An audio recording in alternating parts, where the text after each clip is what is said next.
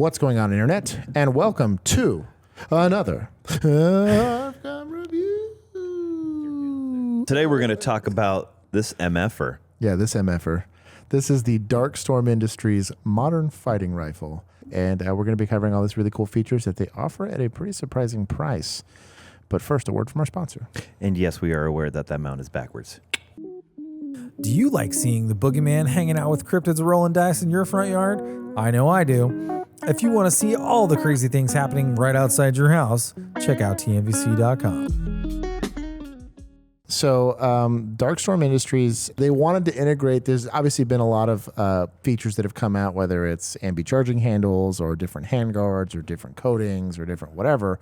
A lot of incremental steps have come from the A2 that we have back there on the wall all the way up to here are other rifles that have come out in years past. And they said, well, we want to offer that for the people. Mm-hmm.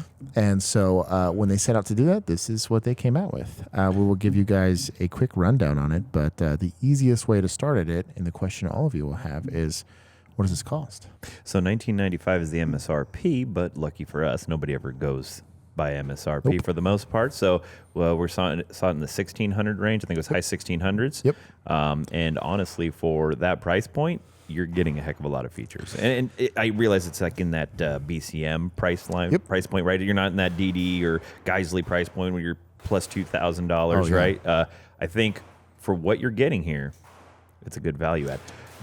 So many features that I think we should probably, since tip to butt's taken, we'll go with Jeff's tooth to tail, or sure.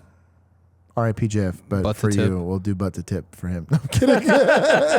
So that there is like a huge. When we looked at it, I actually read the user manual for once, and I regretted it. I didn't, really and long. I had a lot of questions of like, why is there M-lock with no M-lock holes? M-lock holes. Like this M-lock ain't M-locking, dog. Yeah. So It has a lot of stuff that you don't see, like just looking at it. Once you start trying to take things apart, you kind of start seeing interesting stuff, and you're like, oh. And you know what we'll do it backwards. I'm here for it. Okay. It does come with mag pull furniture. Obviously, they do have. It's like a 6-hole drain at the back of the buffer tube, which is covered by. I think your it's actually a 3-hole, or 3-hole or whatever it is. There are holes in the back. There are holes in the back of the buffer tube. It's pretty cool. You do have your first 3 QD opportunities back there. 3 of 7. Yeah, 2 on the stock and then 1 on the back plate.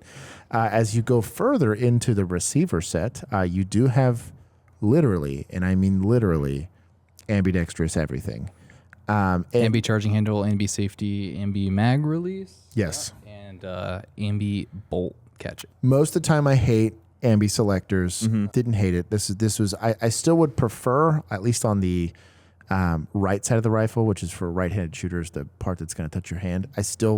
I'm a weirdo and I don't run them ambidextrous, but it is cool that they have them. It is also very easily removable. Yeah, which is what I prefer about the way these are set up. It's I just like screw. that the right side is a shorter lever. Yep. I hate when they're 2 full-size levers and they're just like running into your hand. Drives me kind of crazy. Right next to that, though, I was a big fan of this. Is you have these really pronounced, like they stand up off the gun and then have a ledge for you to grab takedown pins. Yep.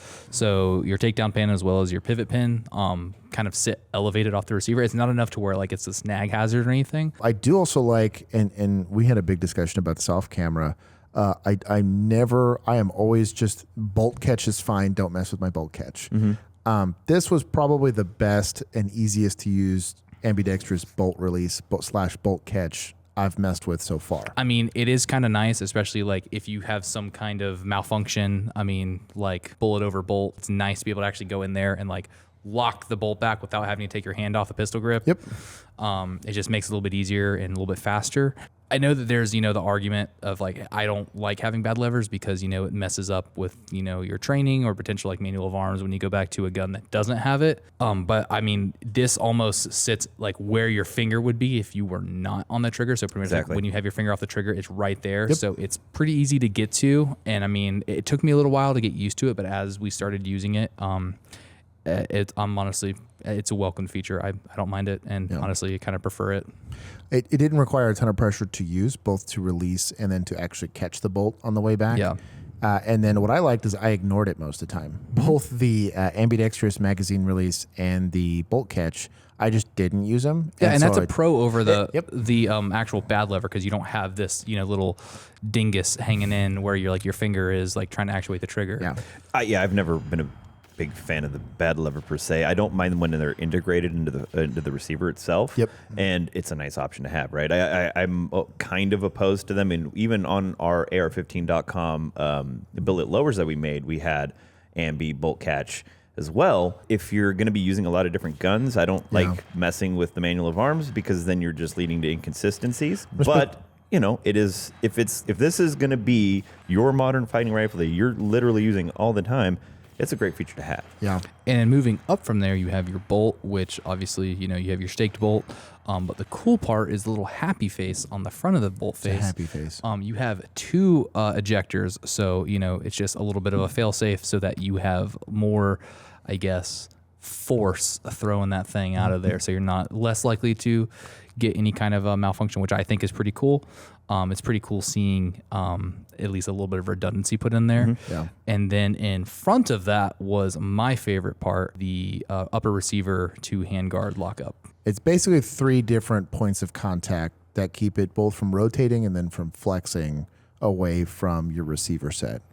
There's a lot. There's like 5 different features I want to talk about on this handguard. So like if you are not doing like a lot of night vision shooting, if you don't have like a LAM on your gun, and when I say LAM, I mean laser aiming module. So something like a MAL, a PEC, or just in general something with a laser on it that's zeroed, then it's probably not going to matter that much to you. But if you do have that, if you take your gun at home right now, and depending on the firearm you have, there's almost always a little bit of play in the handguard and where it mates to the upper receiver. Not always, and it really depends on the rifle and obviously the manufacturer.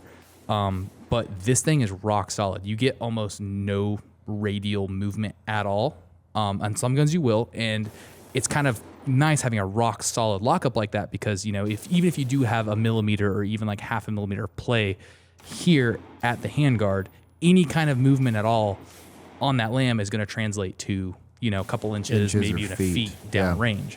So it's really cool seeing that how this locks up, and essentially you have dowels up here, and then what's the I can't remember what it is on the bottom. It's like a tab. The best way I could describe it, there's 3 screws in the bottom piece. These 3 screws interface with a tab that actually grabs your front takedown pin on your lower receiver. So the dowel, there's steel like little dowel rods that come from the upper receiver into the handguard at the top of the handguard.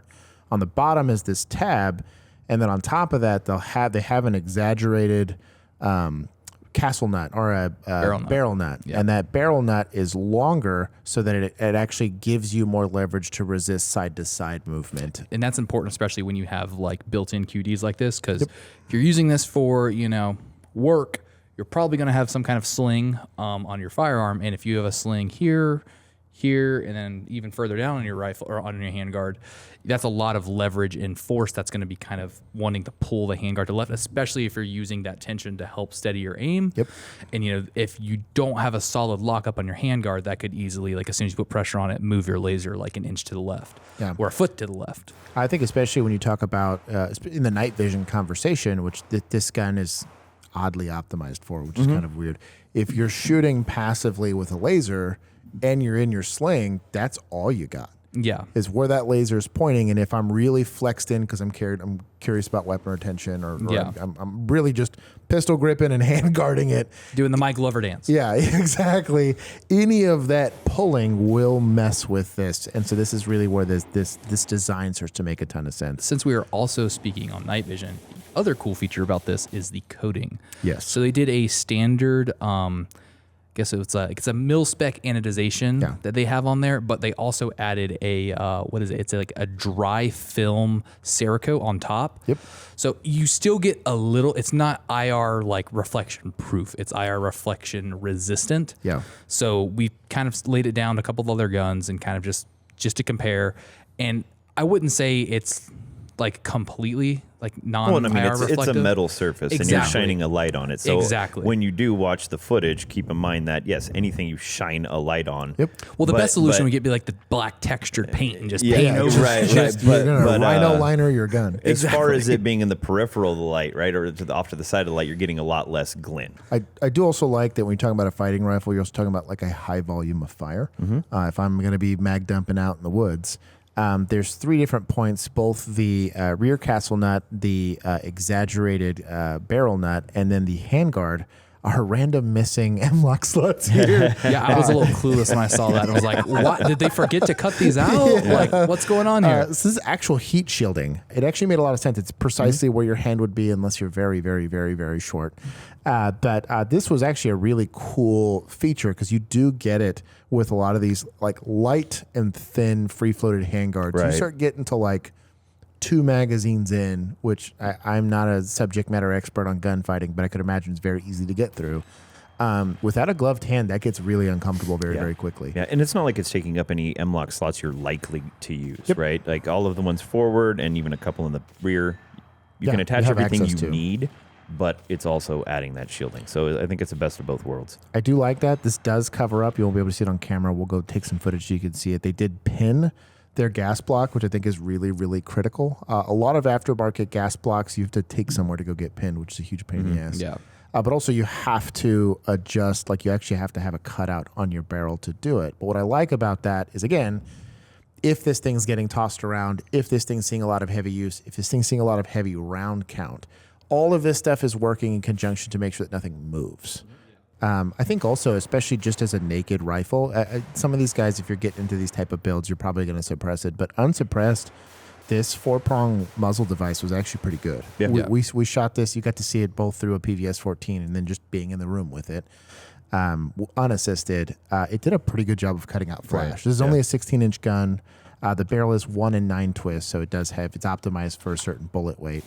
But I was actually really, really happy with how it actually performed. We'll talk about accuracy here in a little bit. We did get an early model, so you guys are going to get to hear this thing sing a little bit. They did fix this. So apparently in heat treating, like all things, and again, they didn't put this out to you for QD testing or for quality Yeah, I control mean, testing. we They got did it it. with us. Yeah. We got it super early. We got it before SHOT Show where Yeah. you're rushing to put together So a bunch of rifles. And I, being all excited, got to do the interview. I was there with Andrew and we did the interview out there, and I was like, "Why does your muzzle device ring?" And he went to my face and he went and flicked his, and it didn't. And I literally grabbed something. I was like, "Bullshit! He's got some sort of thing he's doing to it." And he's like, "Yeah, there was something in the heat treating process." So this is also a pretty cool feature. oh, yeah, that nothing. tight fit. Yeah. And it's not like you get a little bit of jiggle with the stock, but that's without the stock, it's a quiet gun. So I think they did a really good job putting it together. I do like that everything that they incorporated did have purpose to it. And it wasn't for aesthetics. Almost all of this was very purpose driven to this is going to be a general purpose rifle that you are going to abuse the tar out of. This is designed for high round counts, a lot of use, and also like abuse. That's the Yeah. best way I could describe it. When it comes to shootability, we didn't really have any problems. We didn't have any jams or any malfunctions. It shot pretty smooth for us. We did put a lot of Winchester 55 grain white box through it at the beginning of our testing, and we found that we were getting kind of maybe like 3 to 4 MOA out of the gun. Yeah. We were still using that ammo out to 500 yards and we were able to get hits pretty consistently. Sure. So we didn't really have a problem there, though we were concerned because, hey, we'd kind of expect this to be at least probably like an MOA because most guns coming out nowadays are MOA. Yeah. Actually put some nice ammo through it in terms of like some match grade stuff, not just, ball target ammo. And I mean, it was pretty much just stacking them in the same hole. We really weren't having any issues with it accuracy wise. It is a 1 in 9 twist for those of you that care. You should. You should. You're spending this much money on a gun, you should. Yeah. In terms of accuracy, the gun is plenty accurate and is probably accurate enough. Yeah, you may not be a 1 MOA shooter, but the gun is at the very least for that. But yeah, if you have good ammunition, it's going to be able to do that. I didn't expect it to be half MOA You start getting into like a $3,000 gun if Yeah. that's really what you want. It's also going to be way heavier, likely, if that's the case. I do think this makes a very compelling argument for a duty rifle for departments or for private security organizations that need to go buy like a fleet of these things. Yeah. This has a lot of those features that future-proofs it, especially if you're going to give the liability for you guys to say, hey, I'll let you go buy your own lambs or your own optics or whatever, as long as you can qualify with it. This is a really good base rifle to arm, I guess, your guys for it. And then for you, if you're going to have a frontline gun that's like, hey, this is the thing I grab if, I don't know, something goes bump in the night or whatever. I do like that they offered this. I think this is a pretty cool offering, and that this is targeted towards the civilian audience, which I can definitely respect. If you like this, or this should be out and live. If you guys get an opportunity to go shoot this, tell me about your experience in the comment section. I will either confirm or refute your experience because we have shot this a bunch. And if you guys would like to see other types of rifles, this is our first AR-15, so we might do some more down the road. But if you guys have anything else you guys want us to cover, let us know. How else can they find us, Bobby? If you are interested in following us on social, we can be found on Facebook, Twitter, and Instagram at AR15com. And then down in the description, you can find our link to our Discord if you'd like to partake in chat and shenanigans. Yeah. How about for the boomers? Or they can just go old school, AR15.com. Come hang out on the forums. Support our sponsors. They're the reason why we're able to do this. And more importantly than that, support the companies that are supporting your right to exercise your Second Amendment rights. Without them, none of this is feasible. And we're not able to go do cool stuff in the woods with our friends. Go out, go shoot, go do stuff, go buy lambs. And don't, tell your wife how much it costs.